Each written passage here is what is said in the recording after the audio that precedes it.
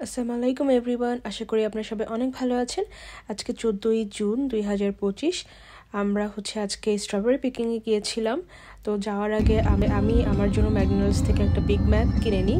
ওটা যাওয়ার পথে আমি খাচ্ছিলাম। তো এটা আমার লাঞ্চ ছিল।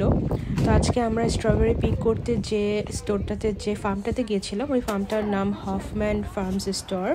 এই হফম্যান ফার্মস স্টোরে আমরা 2023 সালে একবার গিয়েছিলাম। সেবার মামুনি বামুনি ছিল আমেরিকাতে আমাদের সাথে। তো আমরা 4th of July গিয়েছিলাম কিছু বেরিজ পিক করতে।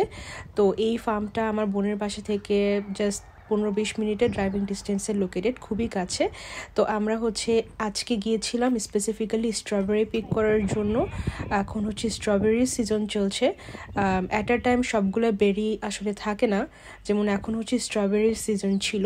আজকে স্ট্রবেরি, রাসবেরি আর টেবেরি তোলা যেত। এটা আমাদের রিসেপশনেই বলে দেওয়া হয়েছিল যে আমরা আজকে কী তুলতে পারবো। এছাড়া এই ফার্মটাতে আরও অনেক টাইপের বেরিজ হয়, বয়েজন বেরিজ, ম্যারিয়ন বেরিজ, ব্ল্যাকবেরিজ, ব্লুবেরিজ, নানান টাইপের আরও বেরিজ হয়। তবে ওগুলার সিজন এখনও আসেনি। হয়তো জুলাই মাসের শুরুর দিকে বা 4th of July পরে হয়তো আরও কিছু বেরিজ পাওয়া যাবে। তারপরে চেরি সিজনে চেরিও পাওয়া যায়। তো আমরা আজকে স্ট্রবেরি পিক করতে গিয়েছিলাম।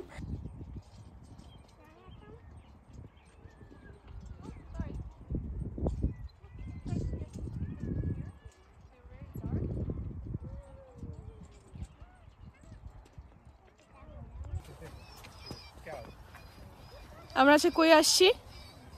আমরা আজকে এসেছি স্ট্রবেরি, রাসবেরি এন্ড ড্রাইবেরি পিক করতে। টেবেরি কিছু একটা হবে, ওটা ভালো না, ওইটা আমরা নিব না, বাট রাসবেরি আর স্ট্রবেরি নিব। দেখলাম যে অনেকে অনেক মজার মজার স্ট্রবেরি পিক করছে, অলরেডি করে ফেলছে। কালারগুলো সেই সুন্দর। এখন সামনে যাব, দেখি আমাদের জন্য কতটুকু অবশিষ্ট আছে। এক্স্যাক্টলি। আর আরেকটা ব্যাপার স্ট্রবেরি গাছ যেহেতু একেবারে মাটির সাথে মেশানো থাকে, এইটা কালেক্ট করা বেশ ডিফিকাল্ট। হ্যাঁ, একদম বসে বসে উঠাইতে হয়। আমি গিয়ে দেখাচ্ছি, বাট এটা লিটল বিট ডিফিকাল্ট। দেখা যাক গিয়ে কি হয়। দেখা যাক।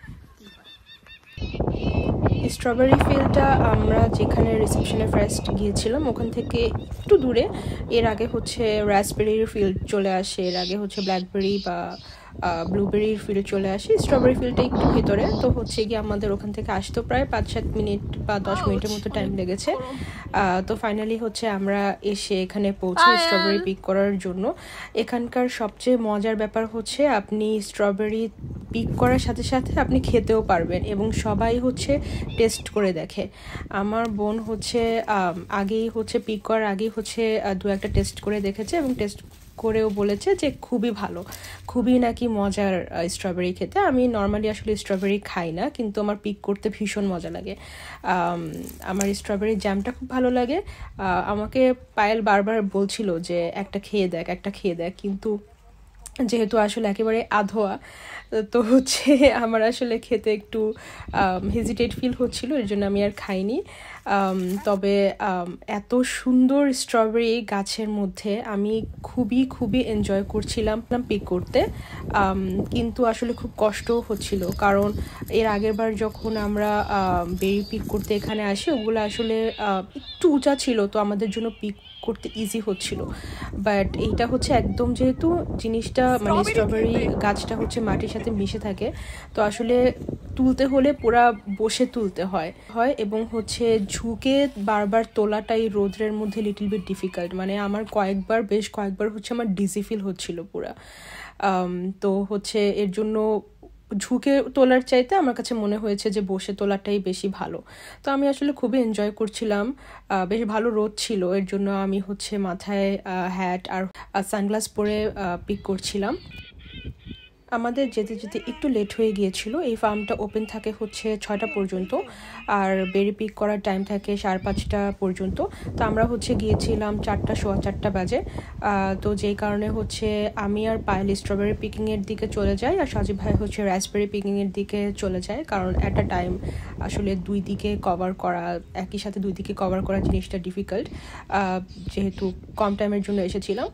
তো সাজিব ভাই ওইদিকে রাসবেরি পিক করছিল। সাজিব ভাই পরে আমাদের সাথে স্ট্রবেরি পিকনিকও জয়েন করে, আর আমি আর পায়েল হচ্ছে এদিকে স্ট্রবেরি পিক করছিলাম।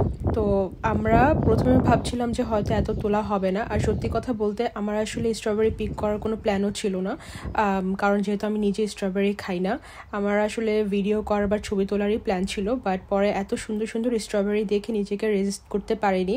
তো আমি বসে বসে ম্যাক্সিমাম স্ট্রবেরি পিক করেছি এবং আমার খুবই ভালো লাগছিল স্ট্রবেরিগুলো পিক করতে। আপনারা পুরো ভিডিওতে হচ্ছে যে পাখির কিচিমিচি শুনতে পাচ্ছেন, এটা আসলে রিয়েল না, এটা হচ্ছে অডিওতে বাঁধা ছিল যাতে হচ্ছে অন্যান্য পাখিরা বা পোকামাকড় এসে হচ্ছে এসব প্ল্যান্টদেরকে হচ্ছে ডিস্টার্ব করতে না পারে।